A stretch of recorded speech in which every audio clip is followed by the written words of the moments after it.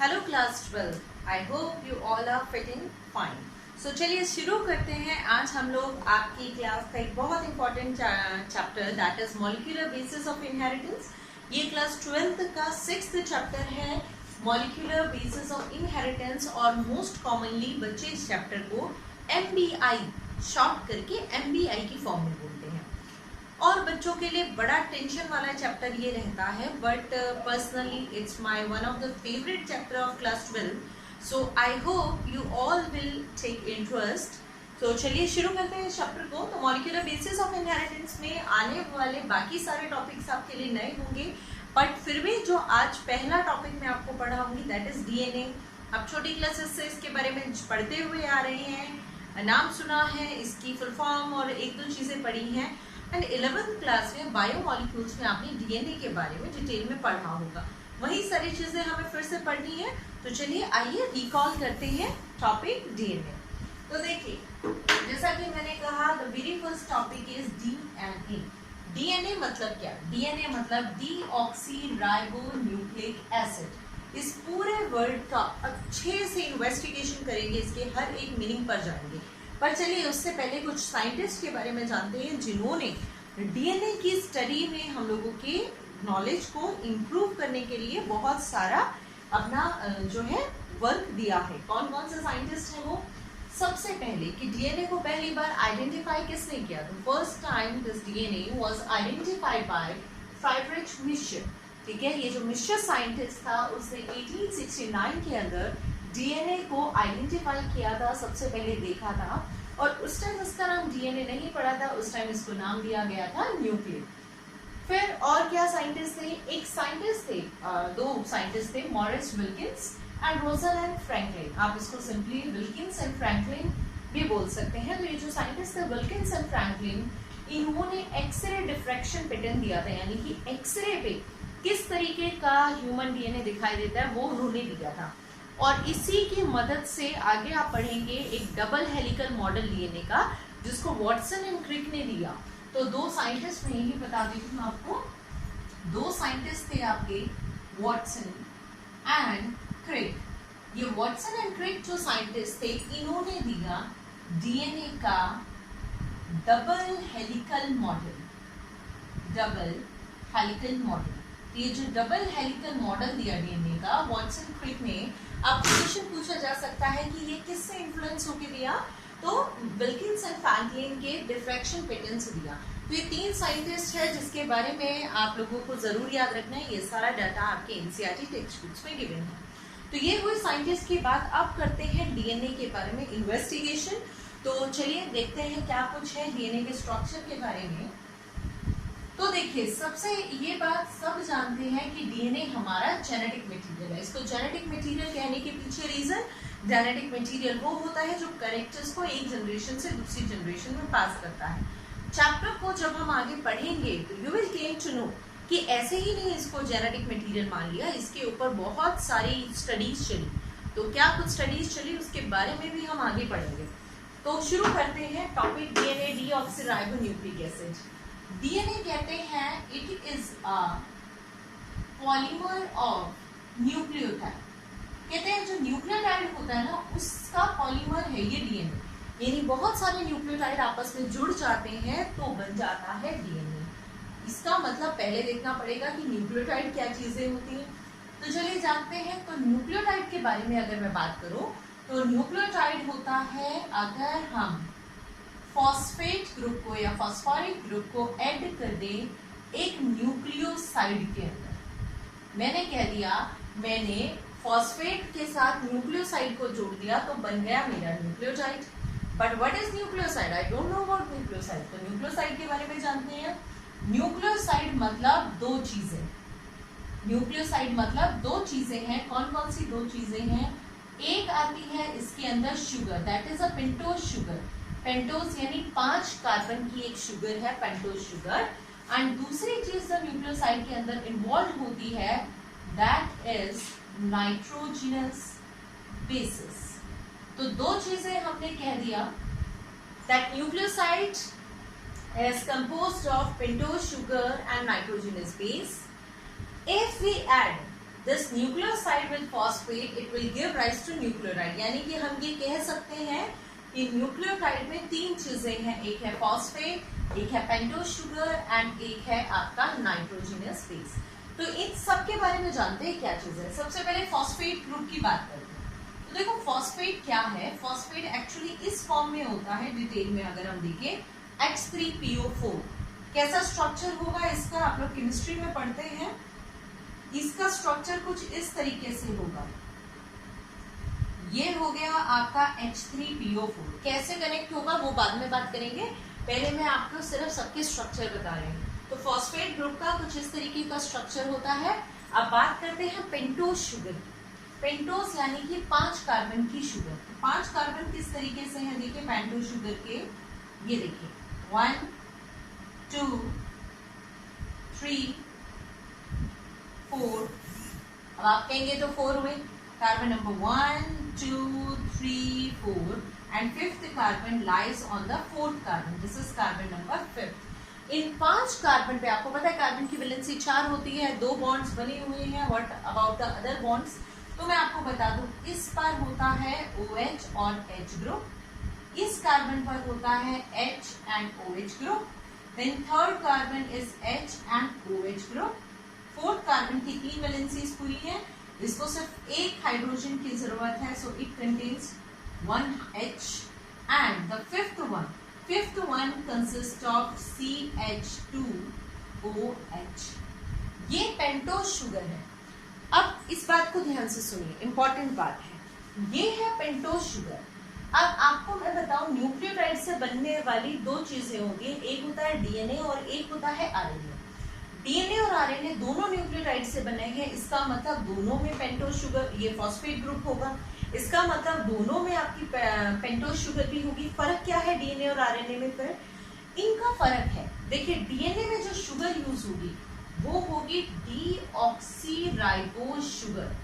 ये जो शुगर है, पेंटोज एक बेसिक टर्म है, पेंटोज यानी 5 कार्बन से बनी हुई है, और यहाँ पर वर्ड यूज करेंगे डीऑक्सीराइबोज। डीऑक्सी, यहाँ पर जो नाम है डीऑक्सी, डीऑक्सी इसका मतलब होता है 1 oxygen is less.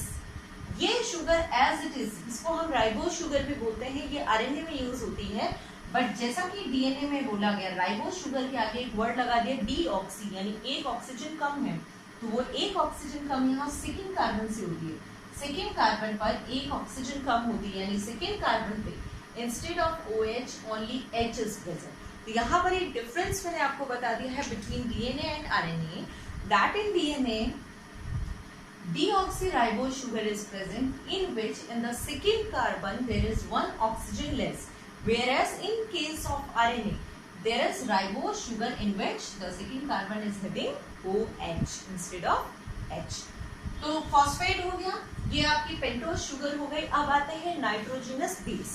Nitrogenous base actually इस तरीके के कुछ रिंग लाइक स्ट्रक्चर होते हैं, बेसिक स्ट्रक्चर होते हैं which contains nitrogen in its ring। तो नाइट्रोजनस बेस किन्हें बोलते हैं, हम ऐसे स्ट्रक्चर्स को बोलते हैं जिनके रिंग के अंदर नाइट्रोजन होती है।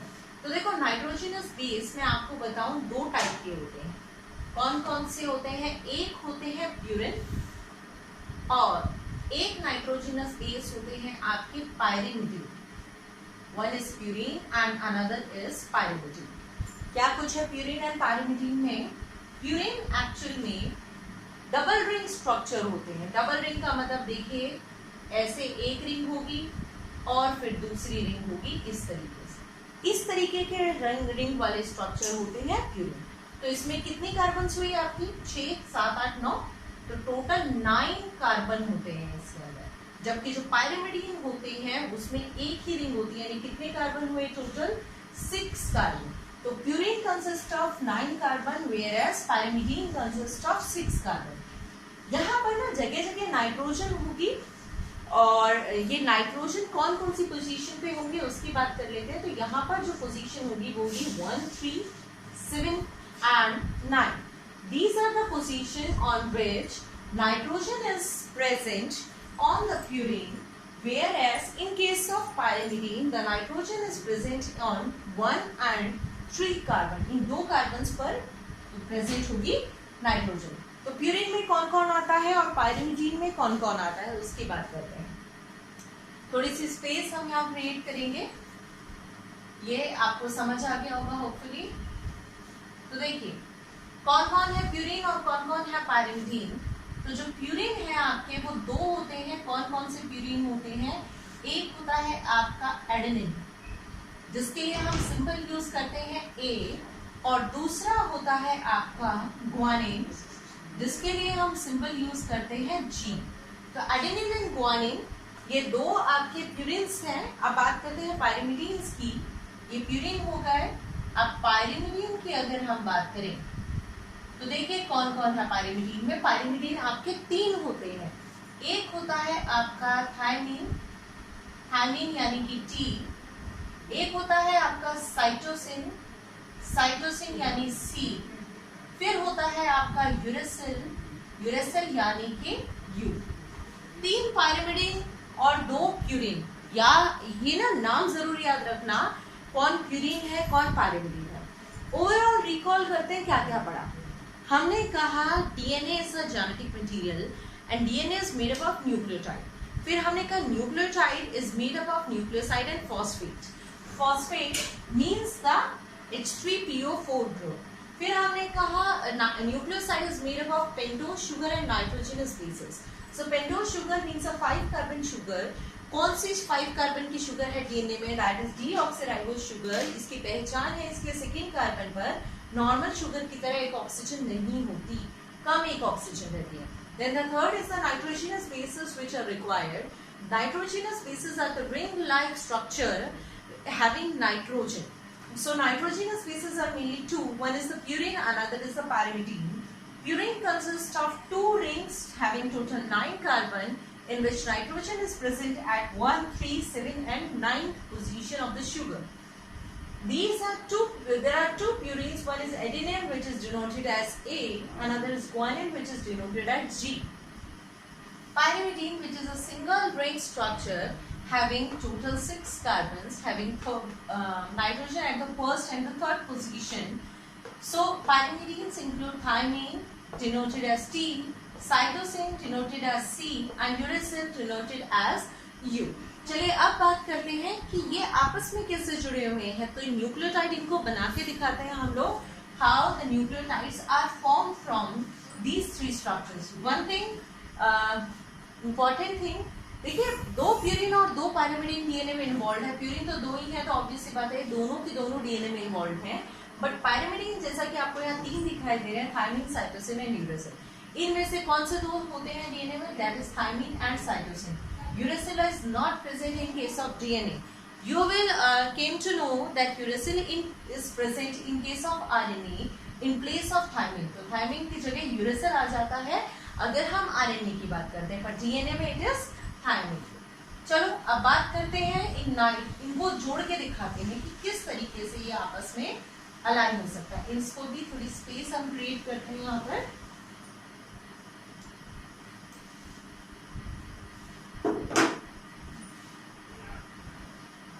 डीएनए पढ़ रहे हैं हम, मैं आपको एक न्यूक्लियोटाइड बना के दिखा रही हूँ, how a nucleotide is form and what are the various bonds which are involved in a nucleotide. तो कौन कौन से होते हैं देखिए। अब अगर मैं ये एक शुगर लेती हूँ, this is a pentose sugar, ये फर्स्ट कार्बन था इसका, याद होगा आपको, ये इसका फिफ्थ कार्बन था। इसकी फर्स्ट कार्बन पर यहाँ पर जुड़ेगा कोई भी nitrogenous base. So nitrogenous base is always attached as a first carbon, and at the fifth carbon there is attached the phosphate group. तो शुगर के फर्स्ट कार्बन से जुड़ेगा नाइट्रोजनस बेस एंड उसी के फिफ्थ कार्बन से जुड़ेगा phosphate. कौन से बॉन्ड्स यहाँ पर होंगे? ये जो बॉन्ड होगा ये होगा फॉस्फोएस्टर बॉन्ड, फॉस्फोएस्टर बॉन्ड ये होगा। ये कौन सा बॉन्ड होगा? This is an glycosidic linkage. So this bond will be N-glycosidic linkage and this one will be phosphoester bond. तो इस तरीके से एक न्यूक्लियोटाइड बन जाएगा। अगर मैं इसमें से फॉस्फेट हटा दूं तो इसको इस टाइम क्या बोलूंगी, इसको इस टाइम बोला जाएगा nucleoside. This is nucleoside and this is nucleotide. तो अगर यहाँ पर एडेनिन आ जाए तो वो एडेनिन का न्यूक्लियोटाइड बन गया, ग्वानिन आ जाए तो ग्वानिन का न्यूक्लियोटाइड बन गया. ये दो चीजें फिक्स रहने वाली हैं, सिर्फ नाइट्रोजनस बेस चेंज होता रहेगा.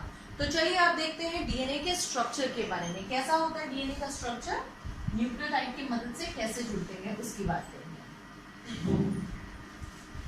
तो हम बना रहे हैं यहाँ पर डीएनए का double helical model. Double helical model, double helical model of DNA. जैसा कि आपको शुरू में बताया था मैंने, this model was given by the two scientist Watson and Crick in 1953. तो क्या मॉडल है ये, उसको देखते हैं. हमने कहा DNA is made up of nucleotides, so let's join the various nucleotides. पहले मैं आपको न्यूक्लियोटाइड जोड़ के दिखाऊंगी. देखिए ये एक न्यूक्लियोटाइड, यहाँ पर मान लीजिए मैंने लगाई एडेनिन और यहाँ लगा दिया मैंने 5th कार्बन से phosphate. This is one nucleotide. दूसरा न्यूक्लियोटाइड इसी तरीके से बनाएंगे. This is the second nucleotide. यहाँ कोई भी बना लो, ऐसा नहीं है कि कोई रिपीट नहीं हो सकता. कितनी बार एडेनिन आ सकता है, कोई भी thymine, guanine, cytosine. Proper sequence आपकी मन की मर्जी की आप कोई भी सीक्वेंस लिख सकते हैं. मान लीजिए मैंने यहाँ साइटोसिन लिख लिया, यहाँ फॉस्फेट लिख लिया. Same way pentose sugar.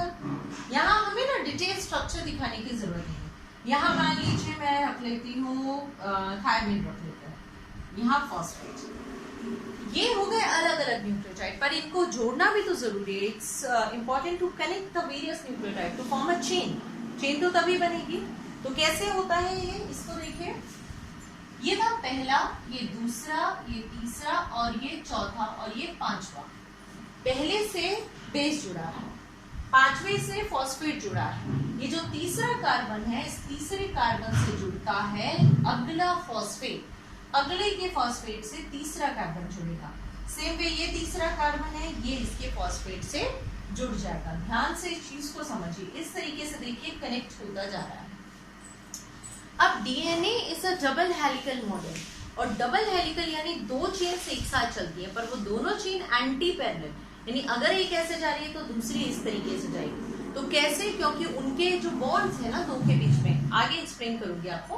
पहले चलिए एक उल्टी चेन बनाते हैं इसके साथ. तो जैसा कि मैंने कहा, इसके अपोजिट एक हमें चेन बनानी है. So I am trying to make opposite chain. ठीक है, आप लोग अपनी नोटबुक्स में करेंगे तो आप आराम से नोटबुक को इन्वर्ट करके बना सकते हैं.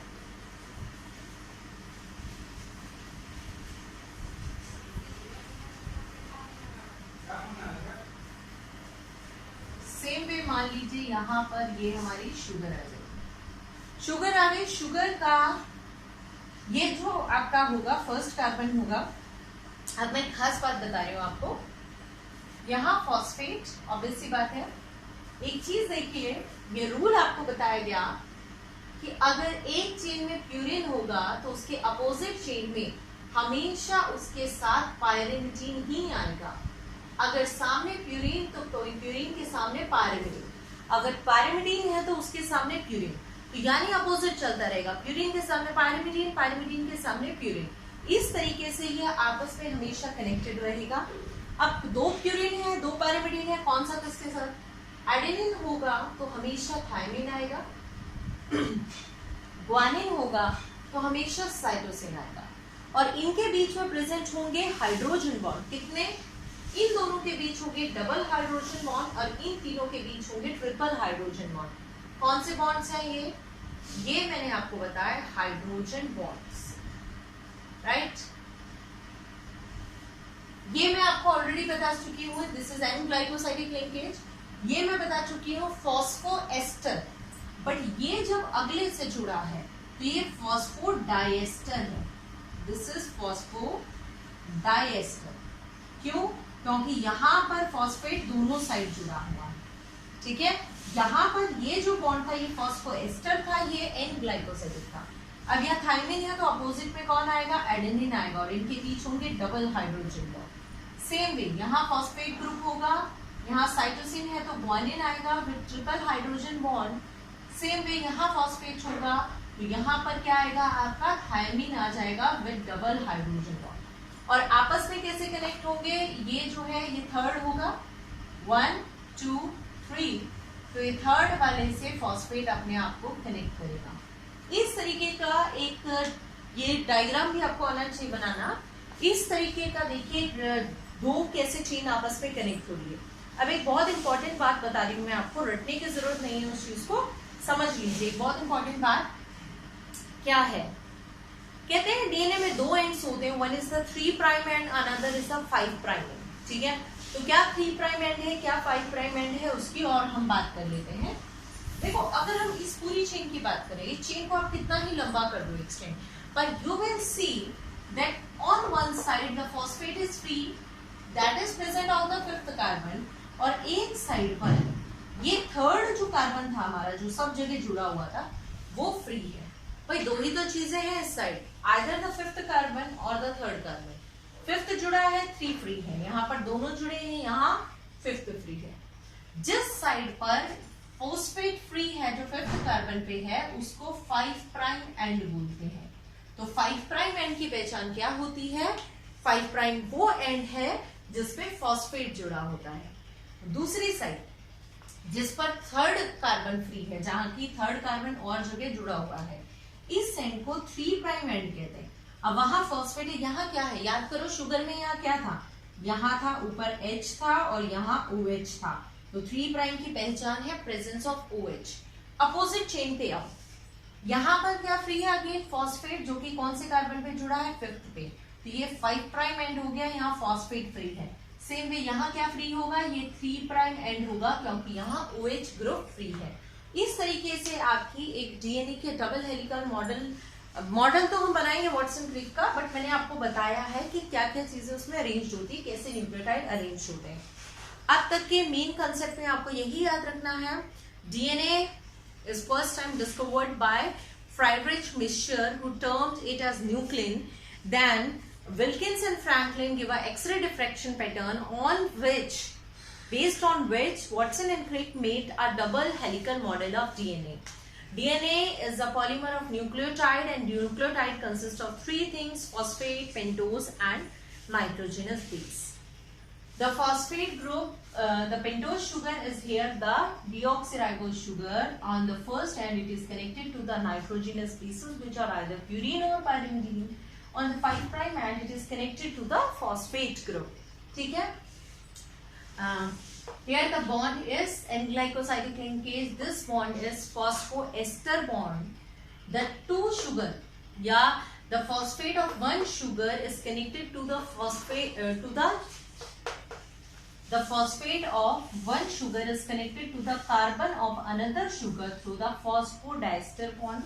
The 2 DNA chains are anti-parallel to each other, means one run from 5 prime end to 3 prime, another run from 3 prime to 5 prime. ठीक है?